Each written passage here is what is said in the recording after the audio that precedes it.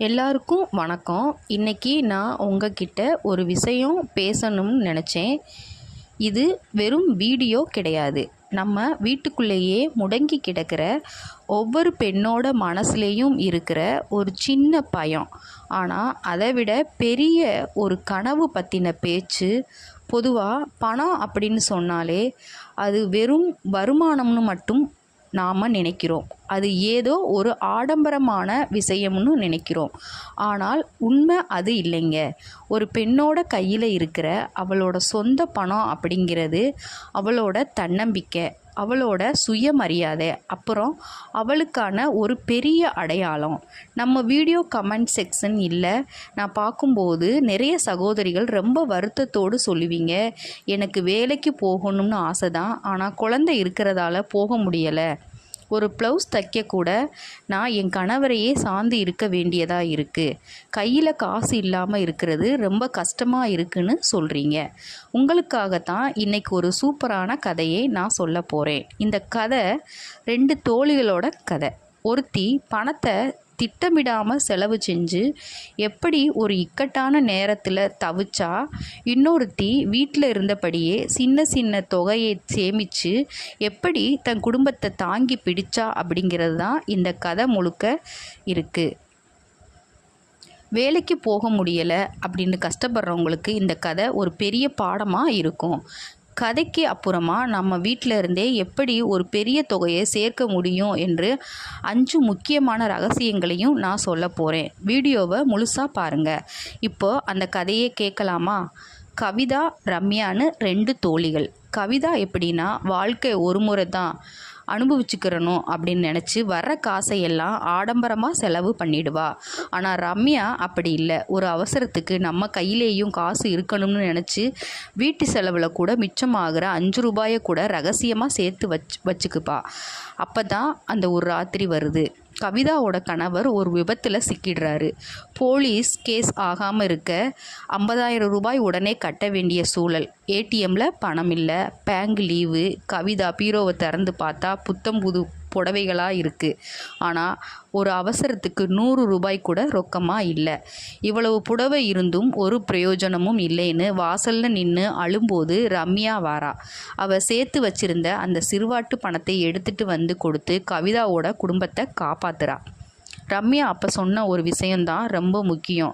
ATM server down ஆகலாம், ஆனால் ஒரு இல்லத்தரசியோட அன்பு கலந்த சேமிப்பு என்றைக்குமே டவுன் ஆகாது.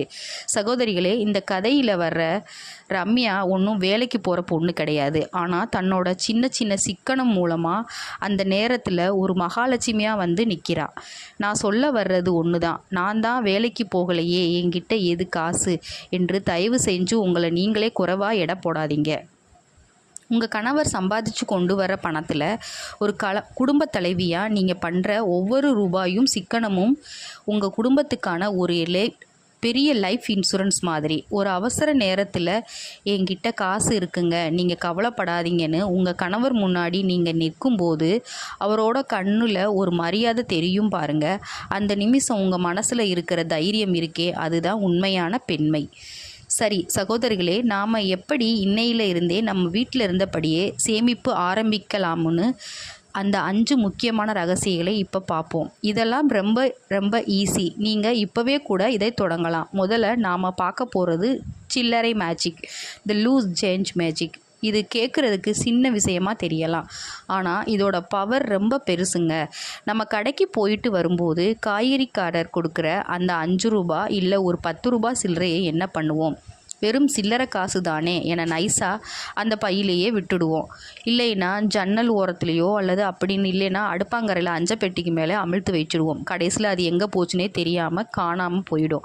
இனிமே அப்படி பண்ணாதீங்க சகோதரிகளே. ஒரு சின்ன மண் உண்டியல் வாங்கிக்கோங்க. ஏன்னா மண் உண்டியல் தான் டக்குன்னு காசு எடுத்து செலவு பண்ண தோணாது.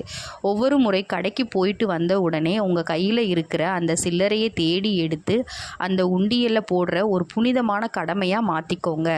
வீட்டில் இருக்கிற மற்றவங்க கிட்டையும் சொல்லுங்கள், யார் கையில் சில்லறை இருந்தாலும் என்கிட்ட கொடுங்கன்னு கேட்டு வாங்கி அதில் போடுங்க. இன்றைக்கி வெறும் 3 ரூபாய் தானே கிடச்சிருக்குன்னு வருத்தப்படாதீங்க. அந்த 1 ரூபாயும் 2 ரூபாயும் தான் நாளைக்கு உங்கள் கஷ்ட காலத்தில் ஓடி வந்து முன்னாடி நிற்கும். ஒரு 6 மாதம் இல்லை 1 வருஷம் கழித்து அந்த உண்டியல் பாரமாக ஆன உடனே அதை உடைச்சு பாருங்களேன். அதில் இருக்கிற அந்த சில்லறை நோட்டுகளும் காசுகளும் சேர்ந்தும் ஒரு 2000 ரூபாய் 3000 ரூபாய் வந்து நிற்கும். உங்கள் மனசில் ஒரு சந்தோஷம் வரும் பாருங்கள். அடேங்கப்பா, நம்ம சேர்த்த காசா இதுன்னு உங்களுக்குள்ள ஒரு பெரிய தன்னம்பிக்கை பிறக்கும். இது வெறும் காசு இல்லைங்க, உங்கள் பொறுமையும் சிக்கனமும் சேர்ந்து செஞ்ச ஒரு மேஜிக். அந்த பணத்தை எடுத்து உங்களுக்கோ இல்லை உங்கள் குழந்தைக்கோ ஏதோ முக்கியமான விஷயம் வாங்குற போது கிடைக்கிற திருப்தி இருக்குது, அதுக்கு ஈடு இணையே இல்லை. என்ன சகோதரிகளே, இன்றைக்கே ஒரு உண்டியல் ரெடி பண்ணிடலாமா? அடுத்து 2வது டிப்ஸ், கை மேலே காசு, எமர்ஜென்சி கேஷ் எப்போவுமே இருக்கட்டும். இது ரொம்ப ரொம்ப முக்கியமான விஷயம். இந்த கை மேலே காசு மேஜிக் இப்போதெல்லாம் நம்மக்கிட்ட என்ன நினைக்கிறோம், என்கிட்ட தான் ஃபோன் இருக்கே, கூகுள் பே இருக்கே, இல்லைன்னா பேங்கில் கார்டு இருக்கே, எதுக்கு வீட்டில் காசு வைக்கணும்னு அலட்சியமாக இருந்துடுறோம். ஆனால் ஒன்று யோசிச்சு பாருங்கள் சகோதரிகளே, நடுராத்திரியில் திடீர்னு குழந்தைக்கு உடம்பு முடியாமல் போகலாம், இல்லை ஒரு அவசரத்துக்கு ஹாஸ்பிட்டல் போக வேண்டிய நிலைமை வரலாம். அந்த நேரத்தில் ஃபோனில் நெட்வொர்க் இல்லாமல் போகலாம், இல்லை பேங்க் சர்வர் டவுன் ஆகலாம், மொபைல் ஆப் வேலை செய்யாமல் போகலாம். அப்போ போய் பதட்டத்தில் ஏடிஎம் தேடி ஓடிக்கிட்டு இருக்க முடியுமா? அப்போதாங்க நம்ம பீரோவில் ரகசியமாக ஒளிச்சு வச்சிருக்கிற அந்த 2000 ரூபாயோ அல்லது 5000 ரூபாயோ ஒரு நிசமான சாமி மாதிரி வந்து முன்னாடி நிற்கும். உங்கள் கணவரே பதட்டத்தில் கையை பிசைஞ்சுக்கிட்டு நிற்கும்போது நீங்கள் நைஸாக பீரோவை திறந்து அந்த பணத்தை எடுத்து அவர் கையில் கொடுத்து, கவலைப்படாதீங்க, என்கிட்ட காசு இருக்குது, கிளம்புங்கன்னு சொல்லும்போது அவரோட கண்ணில் உங்கள் மேலே ஒரு மரியாதை தெரியும் பாருங்கள். அதுதான் உண்மையான கெத்து. அதனால் மாதம் வீட்டுக்கு செலவுக்கு உங்கள் கணவர் கொடுக்குற பணத்தில் இருந்து ஒரு 100 ரூபாயோ 200 ரூபாயோ எடுத்து யாருக்கும் தெரியாமல் ஒரு டப்பாவிலையோ அல்லது ஒரு டைரிக்குள்ளேயோ வச்சு ரொக்கமாக வைங்க. இது ஆடம்பர செலவுக்காக இல்லை, உங்கள் குடும்பத்தோட பாதுகாப்புக்காக. ஞாபகம் வச்சுக்கோங்க, மொபைல் பேலன்ஸ் 0 ஆகலாம், ஆனால் ஒரு சாமர்த்தியமான இல்லத்தரசியோட கை மேலே காசு என்றைக்கும் 0 ஆகாது. அந்த பணம் உங்கள் கையில் இருக்கும்போது வர்ற அந்த ஒரு தைரியமே தனிதான். இப்போ 3வது டிப்ஸ், ஆசையா தேவையா? இதுதாங்க நம்மை சேமிப்பை காலி பண்ணுற ஒரு பெரிய விஷயம். இப்போ நம்ம கடை தெருவுக்கு போகிறோம் வச்சுக்கோங்க, அங்கே ஒரு கடையில் ஒரு அழகான புடவையோ இல்லை பளபளன்னு ஒரு கம்மலோ, ஏன் ஒரு பிளாஸ்டிக் டப்பாவோ கூட இருக்கலாம். அதை பார்த்த உடனே நம்ம மனசு என்ன சொல்லும் தெரியுமா? அடடா, இது பார்க்க எவ்வளோ சூப்பராக இருக்குது, நம்மக்கிட்ட இருந்தால் நல்லா இருக்கும்னு ஒரு ஆசையை தூண்டிவிடும். அந்த நிமிஷம் நாம் அந்த பொருளை எடுத்து வாங்கிட்டு வந்துடுவோம். ஆனால் இனிமேல் அப்படி பண்ணாதீங்க சகோதரிகளே. எந்த ஒரு பொருளை வாங்குறதுக்கு முன்னாடியும் ஒரு 5 நிமிடம் அந்த பொருளை கையில் வச்சுக்கிட்டு உங்கள் மனசை கேளுங்க. இது எனக்கு இப்போ கண்டிப்பாக வேணுமா, இல்லை சும்மா ஆசைக்கு வாங்குறேனான்னு உங்கள் மனசு பதில் சொல்லும். இது சும்மா கலர் நல்லா இருக்குன்னு தானே வாங்குகிறேன் என்று உங்கள் மனசாட்சி சொல்லுச்சுன்னா தயவு செய்து அந்த பொருளை அங்கேயே வச்சுட்டு வந்துடுங்க. அந்த 5 நிமிஷம் நீங்கள் ஜெயிக்கிறீங்க.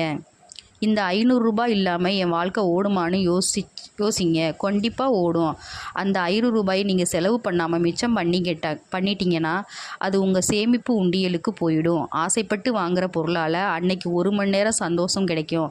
ஆனால் தேவையை தெரிஞ்சு நீங்கள் மிச்சம் பண்ணுற காசால் உங்கள் ஆயுசுக்கும் ஒரு நிம்மதி கிடைக்கும். அந்த சேமிப்பு தான் உங்களை இக்கட்டான நேரத்தில் உங்கள் கௌரவத்தை காப்பாற்றும். ஸோ இனிமேல் ஷாப்பிங் போகும்போது உங்கள் ஆசையை கொஞ்சம் தள்ளி வச்சுட்டு தேவைக்கு மட்டும் இடம் கொடுங்க. உங்கள் பேங்க் பேலன்ஸ் தானாக ஏறும். 4வது டிப்ஸ், உங்கள் பேரில் ஒரு சின்ன முதலீடு, இன்வெஸ்ட்மெண்ட் இன் அவர் நேம். இதுதான் உங்கள் கௌரவத்தையும் தன்னம்பிக்கையும் அடுத்த லெவலுக்கு கொண்டு போக போகுது. அதுதான் உங்கள் பேரில் ஒரு சின்ன முதலீடு. நிறைய நேரம் நாம் என்ன பண்ணுறோம், என் புருஷன் பேரில் சொத்து இருக்குது, என் பையன் பேரில் பேங்க் அக்கௌண்ட் இருக்குது, அது போதாதுன்னு கேட்போம். கண்டிப்பாக போதாதுங்க. ஏன்னா ஒரு பெண்ணோட பேரில் ஒரு சின்ன பாஸ்புக்கும் இருக்கும்போது வர்ற ஒரு கெத்து இருக்கே, அது வேறு எதுலேயும் கிடைக்காது. உண்டியலில் காசு சேர்க்குறது ரொம்ப நல்லது தான், ஆனால் ஒரு கட்டத்துக்கு மேலே வீட்டு செலவுக்கு கரைஞ்சு போயிடும். அதனால் ஒரு போஸ்ட் ஆஃபீஸ் போய் இல்லை பக்கத்தில் பேங்க்கில் போய் உங்கள் பேரில் ஒரு ஆர்டி ஆரம்பிங்க. மாதம் வெறும் 500 கூட போதும். யோசிச்சு பாருங்களேன். ஒவ்வொரு மாதமும் அந்த 500 ரூபாயை நீங்கள் போய் கட்டும்போது அந்த பாஸ்புக்கில் உங்கள் பேர் அச்சிடப்பட்டு இருக்கும்போது நாமளும் எதையோ சாதிச்சிட்டோம், நமக்கும் ஒரு பேங்க் பேலன்ஸ் இருக்குங்கிற அந்த உணர்வு உங்களை ஒரு பெரிய ராஜகுமாரி மாரி ஒரு ஃபீலிங்கை கொடுக்கும். நாளைக்கு ஒரு கல்யாண விசேஷமோ இல்லை ஒரு அவசரமோ வரும்போது மற்றவங்க கிட்ட கையை நீட்டாமல் இருங்க. என் அக்கௌண்ட்டில் கொஞ்சம் காசு இருக்குது, நான் ஏற்றுட்டு வந்து தரேன்னு நீங்கள் சொல்லும்போது உங்கள் கணவர் உங்களை ஆச்சரியமாக பார்ப்பார். அந்த நிமிஷம் உங்கள் சுயமரியாதை எங்கேயோ உயர்ந்து நிற்கும். ஞாபகம் வச்சுக்கோங்க சகோதரிகளே, நாம் மற்றவங்களுக்காக வாழ்ந்துட்டு இருப்போம். ஆனால் உங்கள் பேரில் இருக்கிற அந்த ஒரு சின்ன சேமிப்பு தான் உங்களுக்கான ஒரு அடையாளத்தை உருவாக்கும். அது 500 ரூபாயாக இருந்தாலும் சரி, 5000 ரூபாயாக இருந்தாலும் சரி, உங்கள் பேரில் இருக்கட்டும். என்ன சகோதரிகளே, நீங்களும் இன்றைக்கே உங்கள் பேரில் ஒரு பாஸ்புக் ரெடி பண்ணிடலாமா? கடைசியாக ஒரு முக்கியமான டிப்ஸ், கணக்கு எழுத பழகுங்க. மெயின்டைன் ஆ சிம்பிள் பட்ஜெட். இதுதாங்க உங்கள் சேமிப்புக்கு ஒரு வாட்ச்மேன் மாதிரி. அதுதான் கணக்கு எழுதுறது. நம்மளை நிறைய பேர் என்ன நினைப்போம், காசு வருது செலவாகுது, இதுக்கு எதுக்கு ஒரு கணக்கு, எல்லாம் என் மண்டையில் இருக்குன்னு நினைப்போம். ஆனால் உண்மை என்ன தெரியுமா? ஒரு மாதம் முடிஞ்சு திரும்பி பார்த்தா கையில் இருந்த 10,000 ரூபாயும் எப்படி காலியாச்சுன்னு தெரியாமல் முழிச்சுடுவோம். அந்த பணம் ஆவியாக போகாதுங்க, நம்ம கண்ணுக்கே தெரியாத சின்ன சின்ன செலவுகளில் கரைஞ்சு போயிருக்கும். இனிமே அப்படி இருக்காதீங்க சகோதரிகளே. ஒரு சின்ன நோட்டோ இல்லது டைரியோ எடுத்துக்கோங்க. கடையில் இல்லைன்னா உங்கள் பீரோ மேலே பேனாவோட வச்சிடுங்க. நைட்டு தூங்குறதுக்கு முன்னாடி அன்னைக்கு என்னென்ன செலவு பண்ணிங்கன்னு சும்மா ஒரு 2 நிமிஷம் எழுதுங்க. பால் 50 ரூபா, காய்கறி 100 ரூபா, குழந்தைகளுக்கு ஸ்நாக்ஸ் 40 ரூபா என எழுத ஆரம்பிக்கும் போது தான் உங்களுக்கே ஒரு பெரிய உண்மை தெரியும். அட பாவமே, தேவையில்லாத ஒரு விஷயத்துக்கு இன்றைக்கி 100 ரூபாய் செலவு பண்ணிட்டோமோன்னு உங்கள் மனசுக்கு தோணும். அந்த ஒரு உழைப்பு இருக்குது பாருங்கள், அதுதான் அடுத்த நாள் அந்த தேவையில்லாத செலவை தடுக்கும். கணக்கு தெரிஞ்சாதான் காசு சேரும்னு பெரியவங்க சும்மாவா சொன்னாங்க?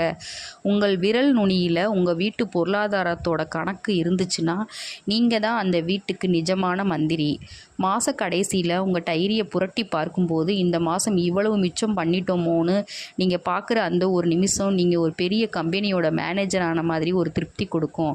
ஸோ இன்னையில் இருந்து உங்கள் சேமிப்பு பயணத்தை அந்த சின்ன டைரியில் இருந்து ஆரம்பிங்க. கணக்கு எழுதுகிற பெண் என்றைக்குமே கஷ்டப்பட மாட்டா.